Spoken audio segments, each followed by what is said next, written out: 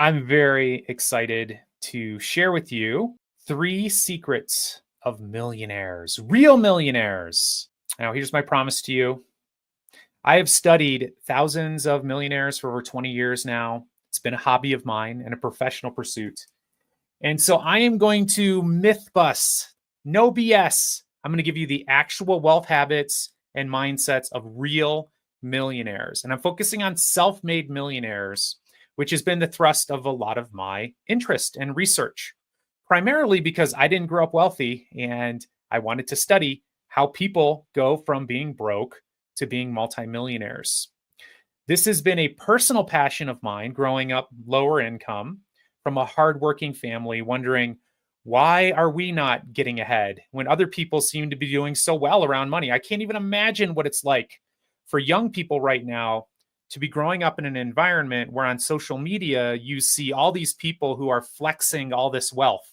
Are they truly wealthy? Who knows? Typically not. Typically, the people who are flexing their wealth, their luxury brands, this and that and the other, they are sort of desperate for your approval. And what I have found to be true, both on research and it just makes common sense, that if you feel really good about your financial life, you don't really need to be flexing on anybody. So you have to ask yourself, who are these people flexing? Because the ultra wealthy people I know have no desire to flex their luxury brands and goods. They don't have an attachment to it because they realize that doesn't lead to sustained happiness. And frankly, it's a little bit silly. So what I'm going to be sharing with you, not just opinions, this is based on research. A lot of it is research I've done in studying over 1,000 ultra wealthy people over the last 20 years. My passion is to help people break free from a working class, middle class mindset to become millionaires. Now, by the way, there's nothing wrong with a working class, middle class, low income mindset. There's actually nothing wrong with it. But what I have found, and based on my own experience, I didn't like being lower income. Middle class is great. Don't get me wrong. Some people, though, want to have more. They want to own more of their time and have more freedom and more opportunities. And if you belong to that group, this video is for you. If you're happy where you are, middle class, again, much respect. There's nothing wrong with it. And I'm not actually here to sell you on the fact that you need to work harder or invest more to get somewhere you don't want to go. I want you to be happy. I want you to be utterly fulfilled. I want you to be doing exactly what you want to be doing with your life. I want you to be giving your children and grandchildren the opportunities you want them to have. And so if you're achieving all that right now, that's great. That's great. If you, however, want to climb the socioeconomic ladder, this video is for you. So the 3 things I'm going to be talking about here, all based on research. Number 1, the millionaire mindset. How do they think differently? I'm going to tell you exactly how they think differently. Their wealth habits. What do they do differently? I'm going to tell you exactly what they do differently. And then I'm going to share with you what I am calling a dream lifestyle and how ultra wealthy people think about this and how I want you to think about it if you would like to have a different lifestyle. So a dream lifestyle, hopefully you're living it right now. Hopefully when you wake up in the morning, you're with the people that you want to be with. You're starting your day off. You're doing exactly what you want during the day. And you can have that at all sorts of income and net worth levels. For many of us, we have a certain quality of life we want. We want to live in a house without 5 other roommates. We want to do other things. We want to travel, etc. And so you might need higher levels of income and higher levels of wealth to achieve that. Ultimately, this is about happiness.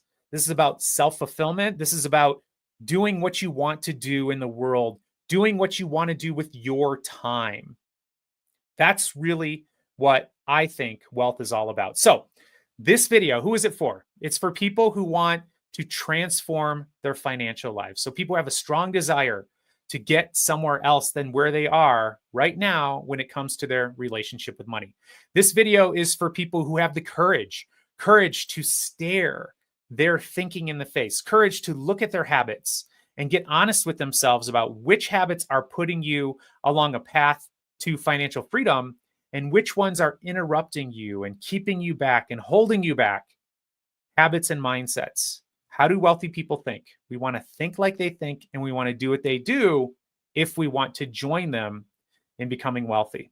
And then lastly, do you have a willingness to shift some of these behaviors? Do you have an open-mindedness to challenging some of the beliefs you have about money, what you think is true around money. This is a really critical mindset, this willingness to take an honest look at yourself, this willingness to try on new beliefs and new habits. Super important if you want any change in your life, in any area of your life. So here is my promise to you. In this video, I'm going to teach you the truth about self-made millionaires. This is based on research. It's not based on my opinion. I'm a humble person here in the sense that I had no idea. I had ideas on what I thought people did to become wealthy, and I'll talk about some of those. I had ideas on what wealthy people I thought they did when it came to investing and how they spent their money. I was wrong about a lot of it. And actually, the ways I was wrong are really exciting and beneficial to people like me and perhaps people like you.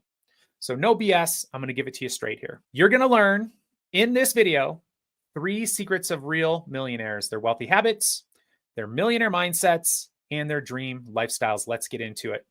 A little bit about me. I am a financial psychologist. What is that, you say? Well, I kind of made it up. I'm a clinical psychologist, so I have my doctorate in clinical psychology. I later went back to school, became a certified financial planner practitioner. So I own a registered investment advisory company where we manage close to $1 billion for ultra wealthy clients. If you're interested in more about that, just hit me up in the comments or DM me. I'm also a professor where I teach behavioral finance, financial psychology. I teach to graduate students some of what I'm going to be teaching to you right now. I have a super big passion, as you can tell right now, that I love to educate. And my passion here on social media is to educate people. I want to be the person for you that I wish I had when I was young, when I was growing up in a lower income family, broken home, didn't know any rich people. I fell for all the wrong traps. I got sucked into get rich quick schemes. I got sucked into outward displays of wealth when I literally had no money. I did it absolutely all wrong. And it's because I didn't know anyone. I didn't know anyone like me, like I am right now, who would sit me down and give me the actual truth about how people think about money. I write books. My most recent book here, Start Thinking Rich, national bestseller. Check that out. If you're a reader, if you are on Audible, Kindle, whatever it is, best-selling book. It's really transformational for people. So definitely check that out if you like to read about the psychology of money. My co-author there is Adrian Brambilla, self-made millionaire, super inspiring guy, very smart guy. So I was really fortunate to be doing that project with him. So let's get into their wealth habits. What I'm about to share with you is based on a study that I did with Paul Sullivan, who used to be a reporter at the New York Times. And we studied a group of middle class and ultra wealthy people. So they went from about middle class all the way up to ultra wealthy. And what we wanted to do is look at these ultra wealthy people and examine how do they differ from what we called mass affluent, which is solid middle, upper middle class. How are these people thinking differently? And so what I'm about to share with you is information about a group of people that had on average about $11 million in net worth. Now, you might be saying, Dr. Brad, that's not rich. It's pretty rich to me. $11 million is a lot of money. And we compared them to a group of people that had about $500,000 in net worth. And by the way, if you have $500,000 in net worth, you're doing great. You're doing so great. But that's not ultra wealthy. So how do these ultra wealthy people think differently? How are they different? This is what we found. And by the way, this is such incredible good news for you if you grew up lower income, if you grew up working class, middle class. This blows away some of the myths about rich people. And what's great is this research has been backed by other studies too. So what we found in our research is that most of these mega millionaires, ultra wealthy individuals went to public school. Okay, Dr. Brad, why does that matter? Well, I'll tell you why it matters. When I was growing up, I went to public school and I thought, I had this belief in the back of my head, that the only way you're going to get rich is you go to private school. Ooh, private school. That's where all the future rich people are because it's a secret club and you can't become rich unless you're part of the club, unless you're born into the club. Great news. Most millionaires in the United States are self-made. Think about that for a second. Most of them are self-made. They went to public school. Most of these millionaires, they worked full time.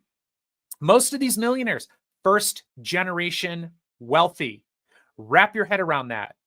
And other studies have found 80 to 90% of millionaires in the United States are self-made. Now, that should be thrilling information for you. You should be very excited about that. And if you're not, if you're sort of challenging it, well, like that's not true. Now, as a psychologist, I'm starting to worry about your mindset. I want to get in there like, what is it you're telling yourself that goes against this statistic that I just shared with you?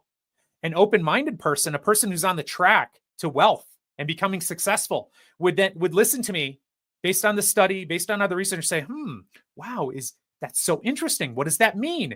I had this belief that you had to be born rich. I did, by the way, when I was growing up. I thought you had to go to private school. I heard things like it takes money to make money.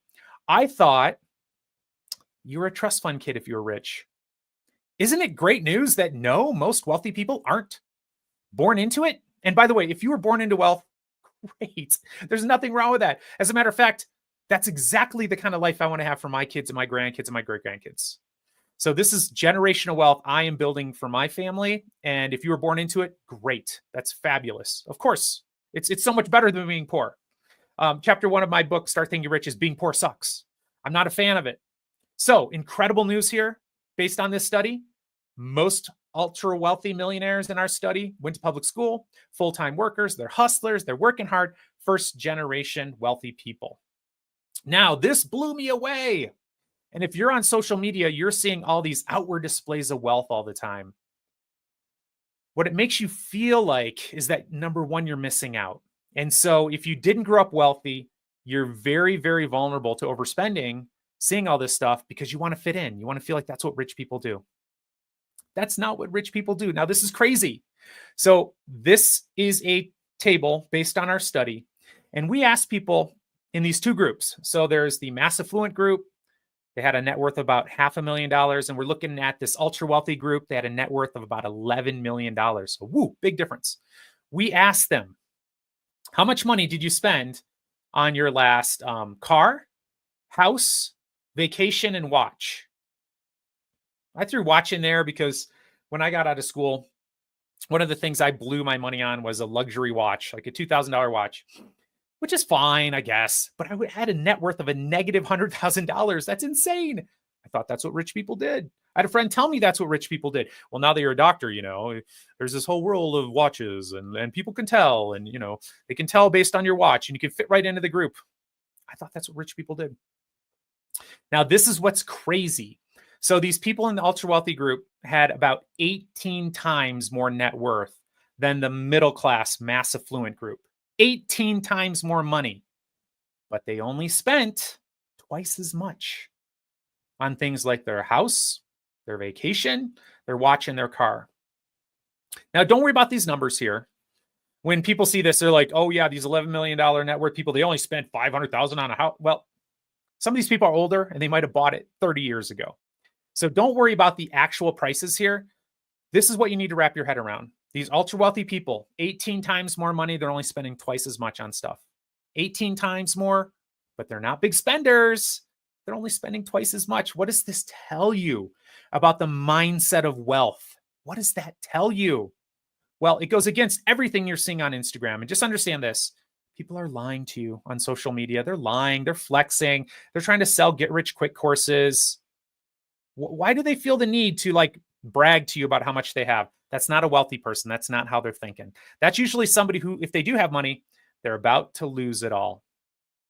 They might be on a downward cycle. So what is true wealth? I'm a psychologist, as I said. This is something I've thought about a lot. I've worked with many, many ultra wealthy individuals, billionaires. Okay. Let me tell you what I think true wealth is. It's not the size of your yacht. It's not how many houses you have. As a matter of fact, the more houses you have, you might even be more stressed. True wealth, in my mind, is owning your time. You could be making $1 million a year and you're working 80 hours a week to pay off your yacht payment, whatever, your big house, not be around for your kids, for your partner, your wife, your husband, whatever, not pursuing what you're most passionate about. Is that wealth? Is that true wealth? You don't get time to enjoy your life. You're neglecting your health. You're neglecting your relationships. I'm going to tell you no. You are better off making 100,000 a year and owning your time than you are $1 million a year and not owning your time. True wealth is owning your time. Think about that. So think about how you can start owning more and more your time so that you can be wealthy. So that's number one. I'm now getting into the second secret. And this is so incredibly important. It's a millionaire mindset. Do you have a millionaire mindset? Do you even know what it is? I didn't know what it was until I actually started to study the mindsets of millionaires. And I'm going to break down 4 really critical elements. I think it's 4. Yes, it is. It's 4. That we found in our studies on millionaires and how they think. What is their mindset? It made sense to me as a young psychologist, broke, net worth of a negative $100,000. Being broke sucks. I don't want to be broke. If I want to become wealthy, most wealthy people in the United States are self-made. Well, that's great news. So if I wanted to become wealthy, I need to start thinking like they think. Of course, I need to do what they do, but it starts with a belief. What is the belief set of these self-made millionaires? How do they think about the world? How do they think about money? How do they think about learning? How do they think about mistakes they make in their life? I wanted to know, because if I could wrap my head around that mindset, if I could start adopting some of those beliefs, slam dunk, baby, I'm going to become wealthy. That's literally how it works. So let's get into it here. The first one is called locus of control. Now, this was a profound finding in our study, and many other studies have actually looked at this concept of locus of control. Locus of control, psychobabble, and what it means is the location in which you attribute the reason for why things are happening in your life. And there's 2 types. There's an internal locus of control and there's an external locus of control. So as I'm talking about this, I want you to think about your locus of control. Now, the good news is if you got the bad one, you can start changing it, and you can start changing it right now as you're listening to me, as you're watching me. What we found in our study, these ultra wealthy people significantly more likely to have an internal locus of control. Internal. So what does that mean? Well, when they have challenges in their lives, they blame themselves. Okay. An external locus of control, when you have challenges in your life, you blame external factors, other people, the economy, your boss, greedy corporations, the government, terrible human beings who do terrible things. So you're not getting paid what you want to get paid. Well, it's my boss's fault. It's the economy. You were cheated by a friend or a business partner. It's them. They're cheats. They're scoundrels. They're terrible people. You are not happy in your relationship with your partner or your spouse. It's them. They're not seeing you for who you are. They're grouchy. That's an external locus of control. Now, here's the quote problem with an external locus of control. Of course, it's your wife's fault, your husband's fault. At least half of it is. Of course, the government is corrupt. Of course, companies are greedy. Of course they are. Of course, your boss doesn't actually care about you. They care about themselves. There's plenty of people to blame, and you will never run out of sources of blame. You had a business partner stole from you? What an absolute scoundrel. Not only that, a criminal. Here's the problem. You're not looking at what your part is in it. You're not looking at what you can control. So you're not happy in your relationship with your partner? Well, I said 50% might be them, but the 50% that's you is what you need to be focusing on. Your business partner stole from you. Totally their fault. Of course, of course. What red flags did I miss? What things, as I think about it, should I have known better? I didn't have a great feeling about this, but there's something that led me go ahead with it anyway. You have to look at your part in it. Yes, you lost your job. Terrible, terrible thing. Okay. Did you have an emergency fund? You didn't. Okay. Well, maybe you should have. Are there other skills you can learn? Were there ways that you could have positioned yourself better in the company? Always be looking to find that internal locus of control, have that, and look to find things to blame yourself. Blame it on yourself. It's really empowering. We all make mistakes. Don't beat yourself up. But what studies have found, the most successful people when it comes to finances, the highest net worth, most happily married, the ones who do best in school, the list goes on and on and on. They have an internal locus of control. This is something you need to cultivate within yourself. Okay. The second thing I want to talk about with a millionaire mindset are money scripts. Money scripts. Now, this is a term that I and my father have coined to describe beliefs around money. Beliefs around money. And we use the word script because it's almost like a script in a play that was written for you by somebody else, your parents, your grandparents, your culture. Some of these scripts are passed down for generations too. And so we found in our studies 4 categories. And by now we've studied over 100,000 people related to their money scripts. 3 of these categories of money scripts are terribly self-destructive for you. The millionaire mindset is one of them. Okay, so I'm going to go through 3 destructive ones. And as I'm talking about this, be honest with yourself. Which one of these have you endorsed yourself? For many of us, it's pretty subconscious. We're not really aware of it. The first one is money avoidance. This is associated with having less money, more financial problems, self-destructive behaviors. It's where you have a negative association with money and rich people. So beliefs like money is bad, rich people are greedy, money is corrupts. It corrupts people. You can't get rich unless you take advantage of other people. Very self-destructive mindset. You can certainly find terrible rich people. Of course you can. Here, newsflash though, there's some really terrible poor people too, by the way. And if you grew up in a lower income area, you know what I'm talking about. Like being a terrible human being is not really based on how much money you have. And as a matter of fact, people are less likely to engage in criminal behaviors quite often if they have a livable wage, if they have some net worth. Money avoidance, terribly self-destructive. And it's only part of the truth, right? Certainly there are rich people who are evil, but certainly there are rich people who are great, who are very generous. And that's going to be you, hopefully. Number 2 is what we call money status beliefs. These are beliefs that your self-worth equals your net worth. It's the keeping up with the Joneses mentality. Keeping up with the Joneses is a terrible financial approach, and you will bankrupt yourself trying to do it.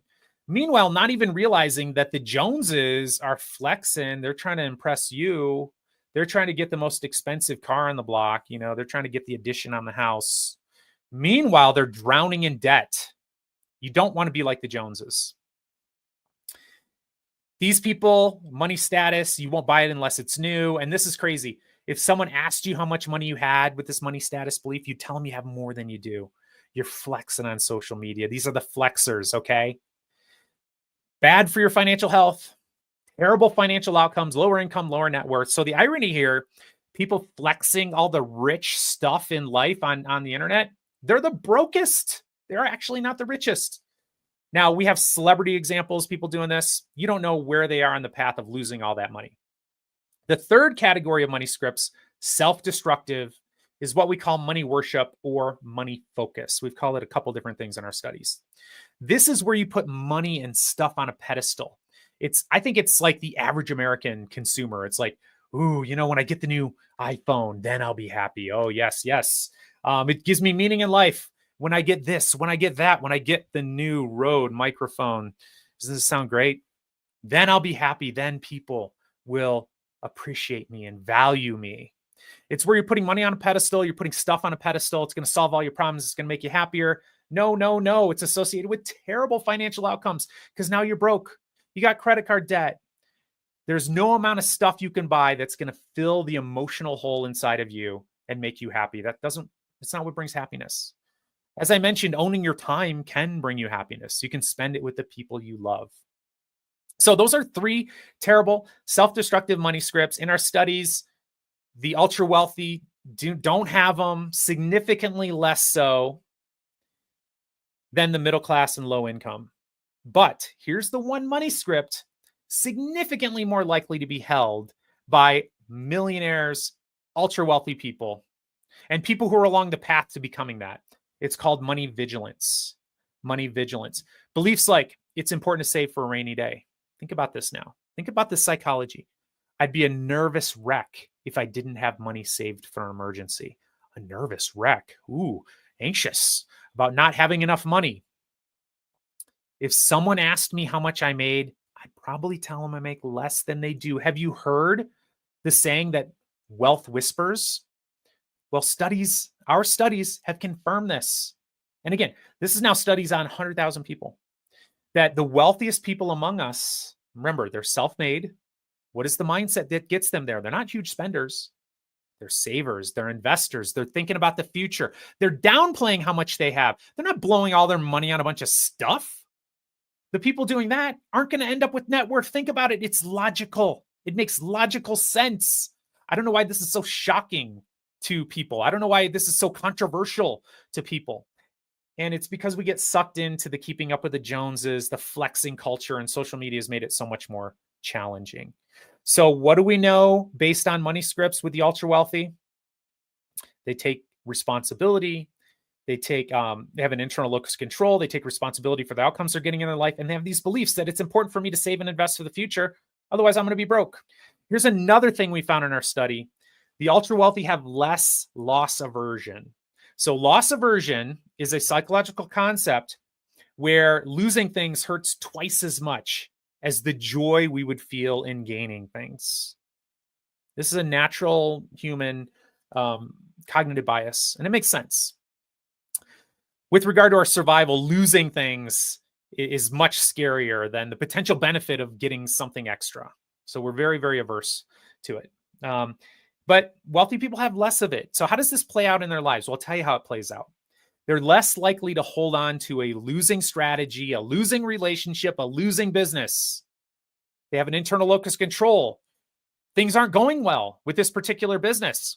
Well, it's me. There's things I don't know. They're not focused on well, if the rest of the world does X, Y, and Z, then everything's going to be fine. So I'll just wait. These wealthy people, they're not going down with the ship. They're not. They're paying close attention. They're realizing, oh, maybe I made a mistake here. Maybe I got into a business I didn't know much about. Maybe I took bad advice. I'm getting out. They're less likely to be stuck with this beating themselves up, and sometimes if you are lower income, middle class, if you have that sort of mindset, what studies have found is that non-millionaires have on average one major financial mistake, catastrophe in their life. The average millionaire has had almost 3. Think about that. 2 failed businesses before a successful one, whereas non-millionaires are doing 1 and done. Just forget it. Things are hopeless. With that internal locus of control, you're looking at, okay, so most businesses fail. So first of all, this is what wealthy people know. 7 out of 10 businesses are going to fail. My business failed. Okay, I'm right in there. What can I learn?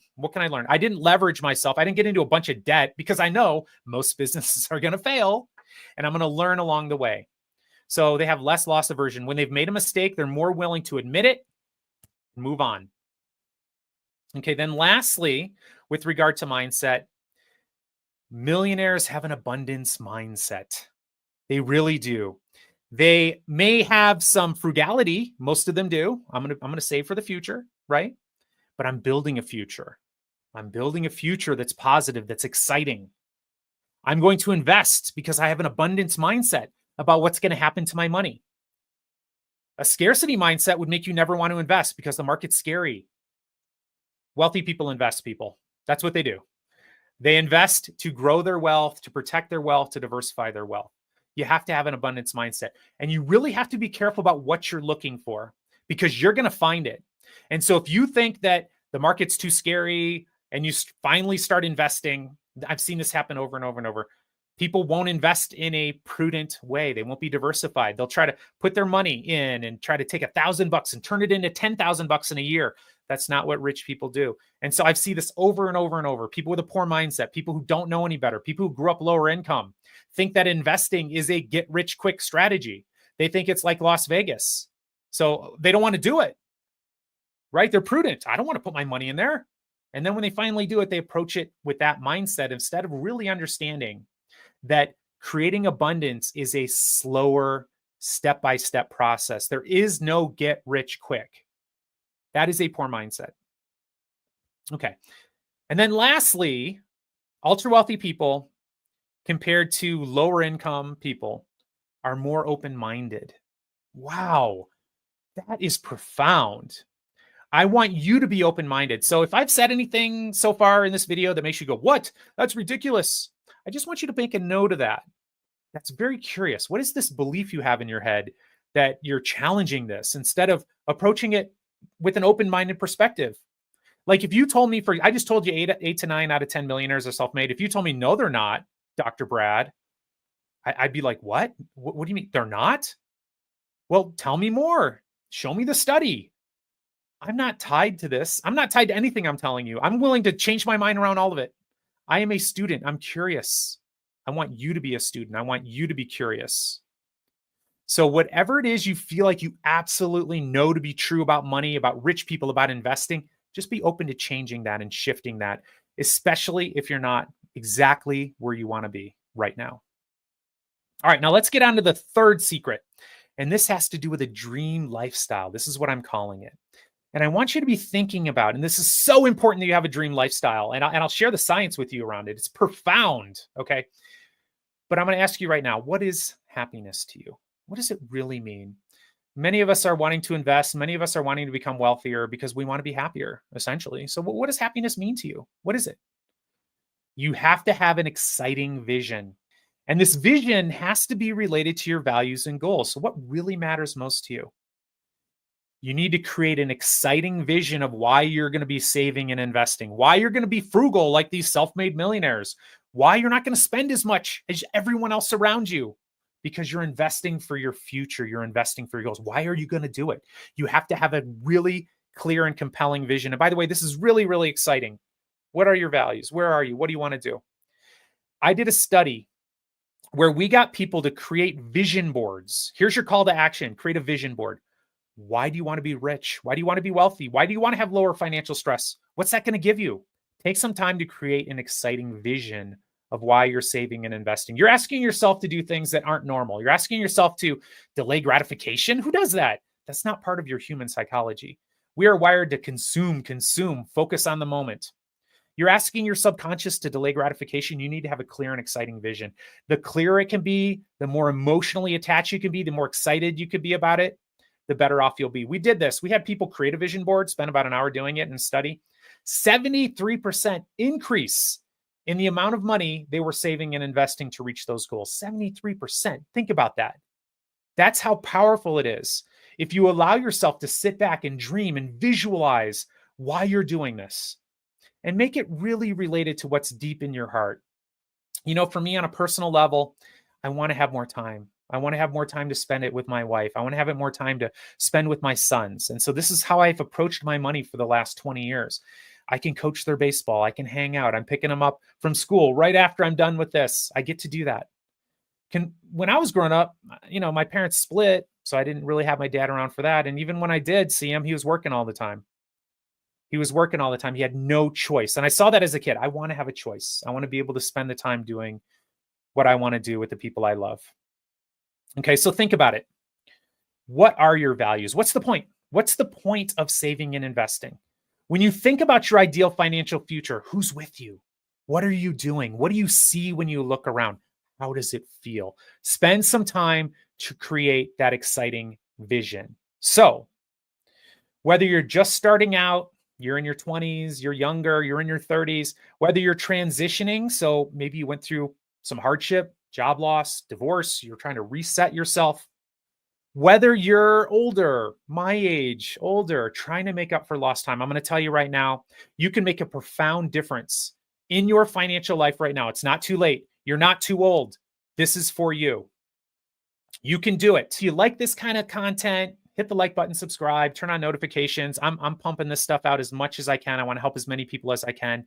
If you're a reader, check out our national bestseller, Start Thinking Rich. But I'm here creating content every day for free for you. It's really my passion. As I mentioned, I grew up lower income. I didn't know who to ask. I'm trying to be that person for as many people as I can. Since I've studied it, I've lived it. I work in the industry in terms of helping wealthy people invest. Thanks for being here. I'll catch you next time.